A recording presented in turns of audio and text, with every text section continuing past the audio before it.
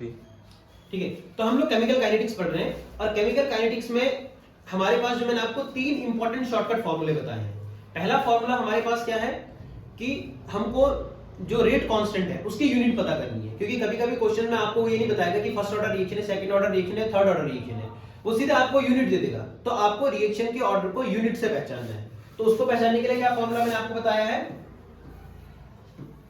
Unit of rate constant. के की unit को हमको पहचानना है। मैंने आपको कहा कंसंट्रेशन की power 1 minus n second inverse, concentration की power 1 minus n second inverse. अब कंसंट्रेशन आपका हो सकता है मोल पर लीटर में हो, तो मोल पर लीटर की power 1 minus n second inverse. N n क्या है, एन आपका ऑर्डर ऑफ रिएक्शन है। एन क्या है, ऑर्डर ऑफ रिएक्शन है। ठीक है, तो अगर मोल पर लीटर में आपके तो मोल पर लीटर की power 1 minus 1 second inverse. Mole per decimetre cube में तो मोल पर डेसीमीटर क्यूब की power 1 minus n second inverse. ठीक है, तो ये इससे आप क्या निकाल लेंगे, रेट कांस्टेंट की यूनिट निकाल लेंगे। दूसरी बात, दूसरा हमारे पास क्या है, integrated rate law. Integrated rate law, अगर मुझे इंटीग्रेटेड रेट लॉ निकालना है तो इंटीग्रेटेड रेट लॉ निकालने के लिए मेरे पास एक शॉर्टकट फॉर्मूला जो मैंने आपको बताया है, एक्सेप्ट फर्स्ट ऑर्डर। ये किस पे नहीं लगेगा, फर्स्ट ऑर्डर पर नहीं लगेगा, बाकी सारे ऑर्डर की रिएक्शन पर लगेगा। KT equals to 1 upon n minus 1 upon AT की power n minus 1 minus 1 upon A0 की पावर n माइनस 1। n क्या है, ऑर्डर ऑफ रिएक्शन है।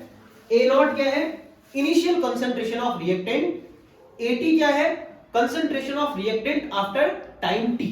t टाइम के बाद रिएक्टेंट का कंसंट्रेशन कितना बचा हुआ है, वो क्या है आपका AT। तो ये फॉर्मूला आप लगा लेंगे, फर्स्ट ऑर्डर पे नहीं लगेगा। फर्स्ट ऑर्डर के लिए क्या फॉर्मूला लगेगा, फर्स्ट ऑर्डर के लिए आपका फॉर्मूला चेंज हो जाएगा।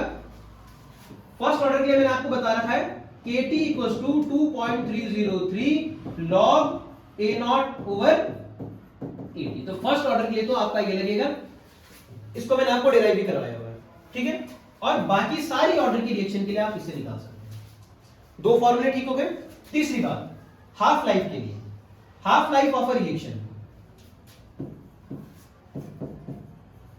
Half life of a reaction.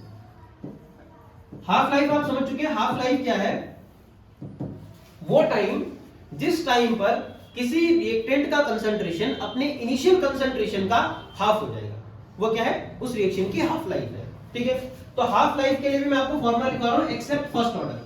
ये भी फर्स्ट ऑर्डर पर नहीं लगेगा, except first order, first order की रिएक्शन पर नहीं लगेगा।